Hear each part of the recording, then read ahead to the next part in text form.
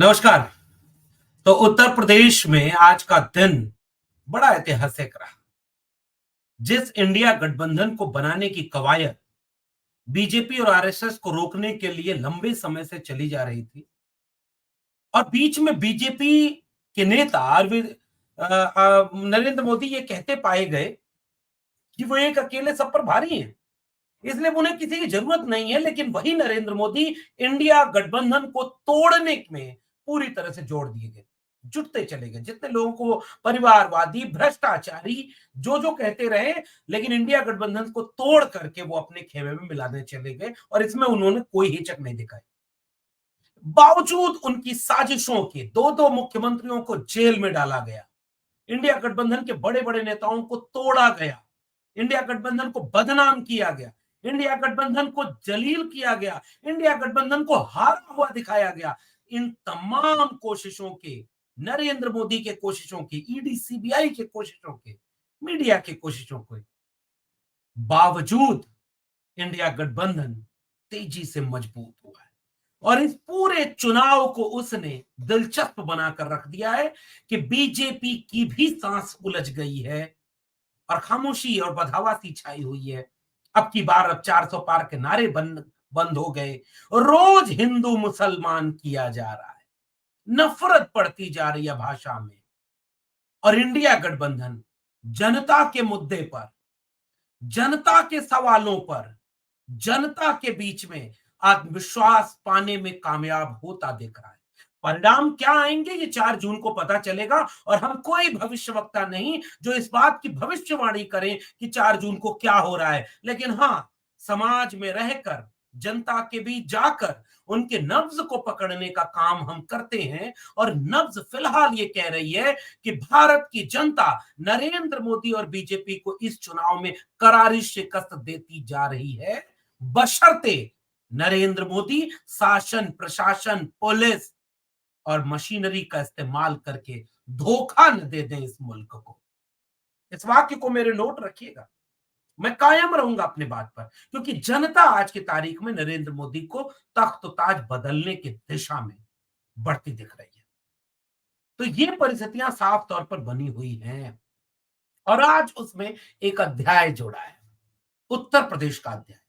कन्नौज में उसी इंडिया गठबंधन की एक साझा रैली होती है और उत्तर प्रदेश में चूंकि सबसे बड़े एलआई पार्टनर कौन है, समाजवादी पार्टी और कांग्रेस पार्टी, और वो दोनों एलआई पार्टनर इस तरीके से एकजुट होकर के इंडिया गठबंधन के जरिए जनता के मुद्दे, जनता के बीच में उन सवालों और उसूलों पर वोट मांगते दिख रहे हैं और पूरे चुनाव को बदलते हुए दिख रहे हैं। ऐसी परिस्थिति में, ऐसे बदलाव के समय आज एक अध्याय जोड़ दिया गया। राहुल गांधी, अखिलेश यादव, संजय सिंह और 3 बड़े नेता कन्नौज में खड़े होकर के आज चुनाव बदलने वाले मूड में दिख रहे थे।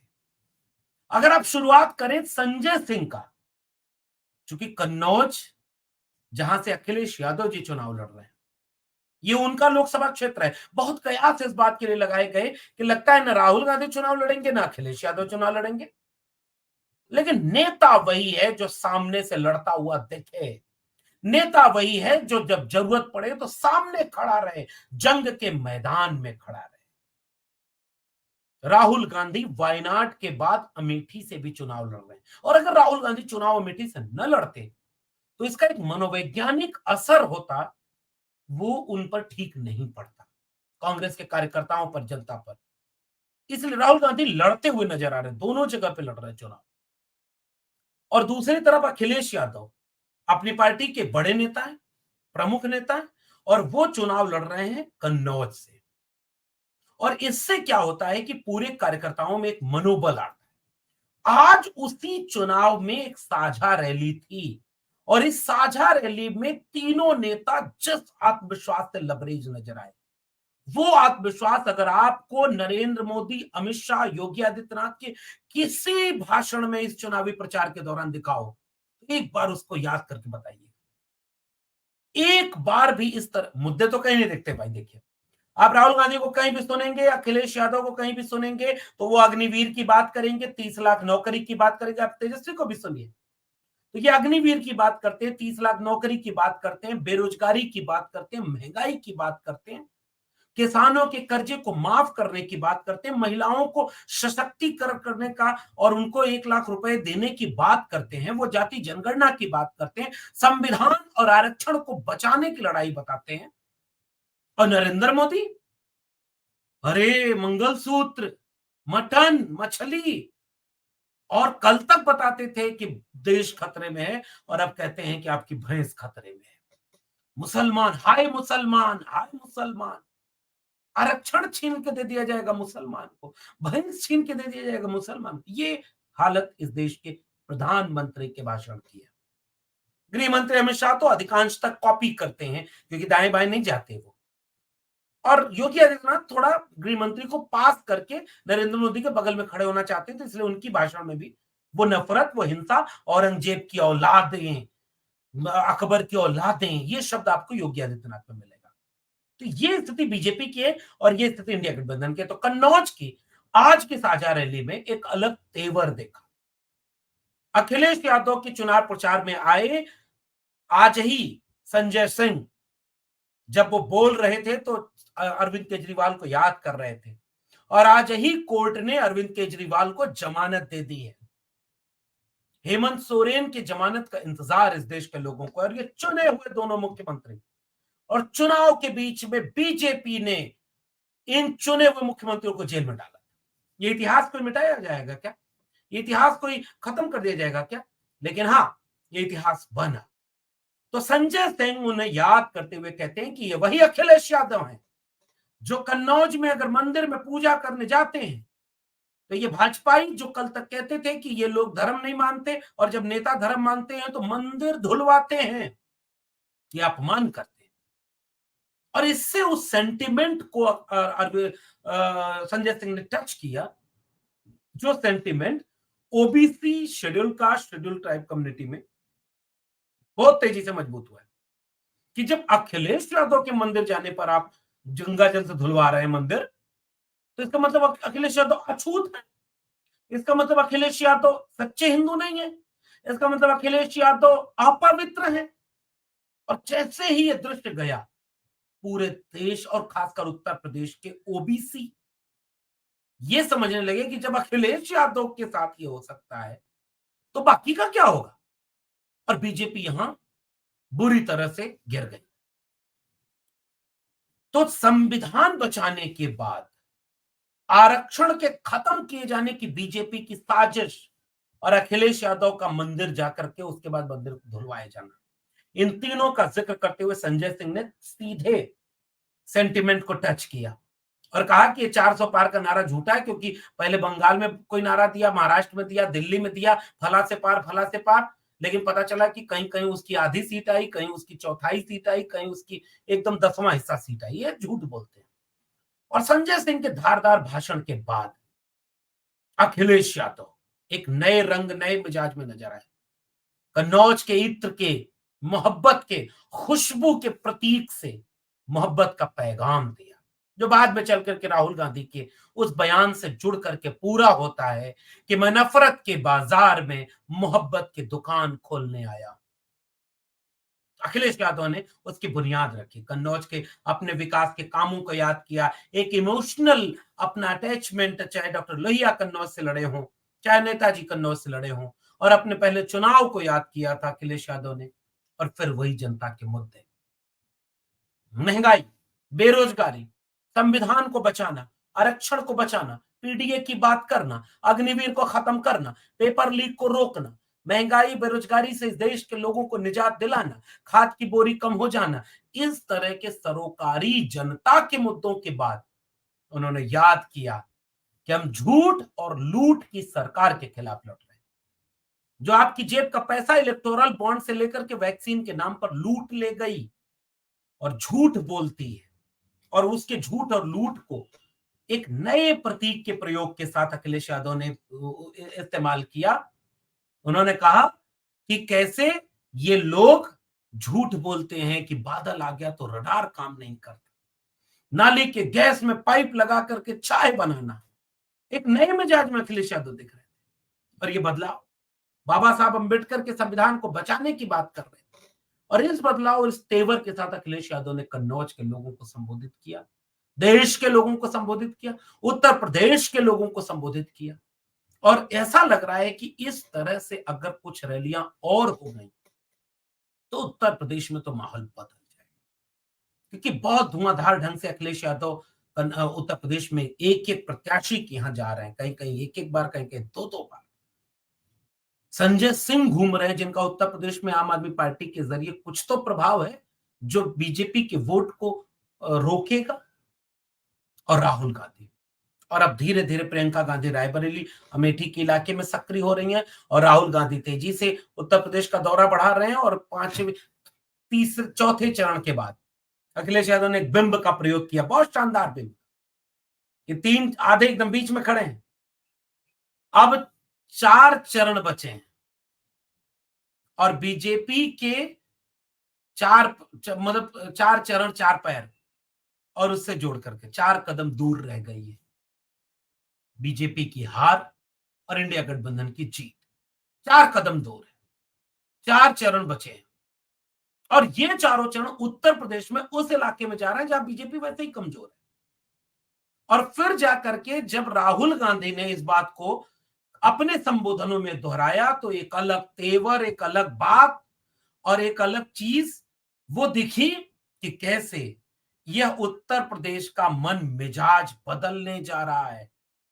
और मेरी बात नोट करके रख लो, नरेंद्र मोदी इस देश का प्रधानमंत्री नहीं बनने जा रहा। ये शैली, ये तेवर राहुल गांधी का आज के भाषण में। 250 गाड़ियां रोकनी है, चाहे 400 गाड़ियां रोक लो, सभा में मत आने दो, क्योंकि गाड़ियां रोक ली गई। सोचिए, मोदी, योगी, अमित शाह, केशव प्रसाद मौर्य, इनकी रैली होगी तो सरकारी कर्मचारी, सरकारी गाड़ी, सरकारी लोग, सरकारी तंत्र सब लगा करके भीड़ बढ़ाया जाएगा, फिर भी कुर्सी खाली रहेगी।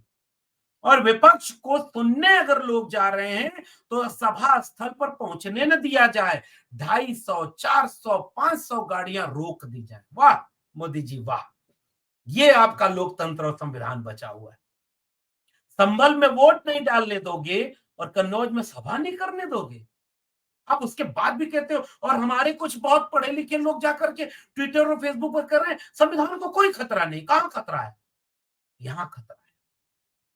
और अगर ये बात नहीं समझ में आ रही है तो फिर इसका जनता जवाब देगी। और आज कन्नौज की साझा रैली में राहुल गांधी ने जनता की नाराजगी, जनता के आक्रोश, जनता की भावना, इसको सीधे एड्रेस किया और अखिलेश यादव जी के भाई कह के बुलाया।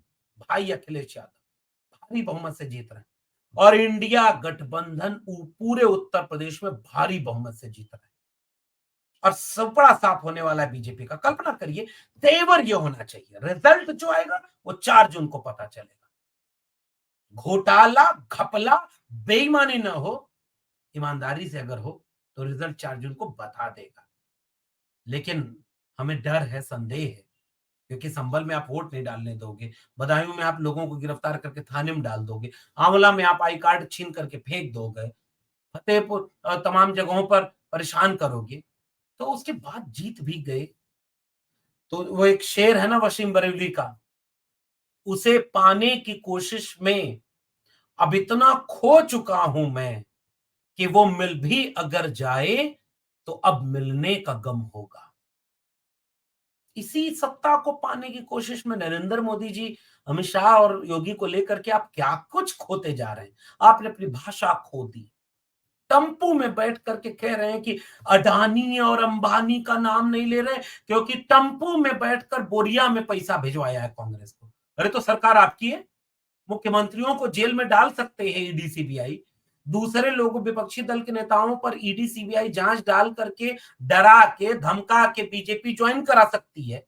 वो टम्पुआ काहे नहीं पकड़ सकती है आपकी ईडी सीबीआई, जिसमें अडानी और अंबानी ने बोरिया में पैसा भर करके कांग्रेस को पहुंचाया है।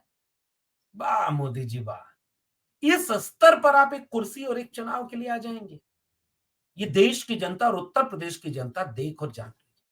और इसलिए उस तेवर को, उस नाराजगी को, उस बेचैनी को नेता का काम होता है, विपक्षी दल के नेता का काम होता है जोश, आत्मविश्वास भरना अपने कैडर में, जनता में, कि हां, अगर तुम्हारे साथ कोई गलत हो रहा है तो हम तुम्हारे इस गलत के खिलाफ लड़ेंगे और तुम्हें न्याय दिलाने के लिए हमारा तुम यकीन कर सकते हो। और वो हार रहे हैं, हम जीत रहे हैं। जनता उनको हराने पर जा रही है, जनता हमको वोट दे रही है। वो जनता के मुद्दे अपने भाषण में नहीं उठा रहे, वो नफरत की बात कर रहे हैं, स्तरहीन बातें कर रहे हैं, और हम देखो, हम अपने हर भाषण में जनता के मुद्दे उठा रहे हैं। ये दो चेहरे हैं इस समय पूरे देश में राजनीति के। और इन दो चेहरों के लिहाज से अगर बात करेंगे तो उत्तर प्रदेश आज की तारीख में पूरे देश की राजनीति को बदलने जा रहा है। बिहार बगल में तेजस्वी यादव अकेले साथ दे, पीठ में दर्द है, शरीर में दिक्कत परेशानी है, लेकिन इरादे और जज्बे में कोई कमी नहीं। वो तेवर होता है नेता का जो लड़ता हुआ दिखाता है। और उत्तर प्रदेश में आज की रैली इस तेवर की रैली थी। आज की रैली याद की जाएगी अखिलेश यादव के तंज की लिए। आज की रैली याद की जाएगी अखिलेश यादव के भाषणों में जनता को यह विश्वास दिलाने के लिए कि हाँ, हम तुम्हारे हित में काम करेंगे। आज की रैली याद की जाएगी संजय सिंह के उस ललकार के लिए जिसमें वो अपमान और सम्मान की लड़ाई की बात करते हैं। आज की रैली याद की जाएगी राहुल गांधी के उस तेवर के लिए जिसमें वो अपने लोगों में एक आत्मविश्वास भरते हैं कि हम ऐसी लड़ाई लड़ रहे हैं जिसमें जो बुरा है, गलत है, वो हारेगा और जो सच है वो जीतेगा। और आज की रैली उत्तर प्रदेश जो सब सियासी रूप से सबसे अहम है, उसके चुनाव को बदलने जा रही है। और आगे आने वाले चरणों में इस रैली का, इस मुकाम का, इस बात का ठोस असर देखने को मिलेगा। और सच बात यह है, आप भी दिल पर हाथ रख के बोलिए, अगर बीजेपी चुनाव जीत रही होती तो न तो उनकी भाषा में वो कॉन्फिडेंस जीत का दिख रहा है, न उनकी भाषा का स्तर दिख रहा है। और ये सारी चीजें इस ओर इशारा कर रही हैं कि साहब, सीट फंस रही है, चुनाव फंस रहा है आपका। आपका क्या मानना है, नीचे कमेंट बॉक्स में जरूर बताइए। फिर मिलेंगे किसी और टिप्पणी के साथ। तब तक के लिए बहुत बहुत धन्यवाद।